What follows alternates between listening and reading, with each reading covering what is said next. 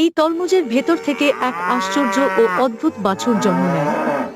যেই মুহূর্তে সে বাইরে আসে, এক গরিব কৃষক তাকে দেখে অবাক হয়ে যায় এবং ভালোবাসায় জড়িয়ে ধরে। সে বাছুরটিকে যত্ন করে গোসল করায়, তাকে লালন পালন করে এবং ধীরে ধীরে তার সঙ্গে এক অদ্ভুত ভালোবাসার সম্পর্ক গড়ে তোলে। কিন্তু হঠাৎ বিশেষ বাহিনীর স্পেশাল ফোর্স লোকেরা সেখানে উপস্থিত হয়। তারা কোনো কথা না শুনে সেই অদ্ভুত বাছুরটিকে ধরে নিয়ে যায় এবং একটি খাঁচার মধ্যে বন্দী করে ফেলে। গরিব কৃষক বাধা দেওয়ার চেষ্টা করে, কিন্তু তারা তার কথা শোনে না। ঠিক তখনই বাছুরটি অনেক জোরে কেঁদে ওঠে এবং তার বাবাকে ডাকার চেষ্টা করে। তখনই হঠাৎ করে মাটি কাঁপতে শুরু করে। একটি প্রচন্ড গর্জনের সঙ্গে মাটি ফেটে যায়, আর তার ভেতর থেকে বেরিয়ে আসে ওয়াটারমেলন বুল। তার চোখে রাগ জ্বলছে, আর তার হৃদয়ে রয়েছে তার সন্তানকে রক্ষা করার তীব্র সংকল্প।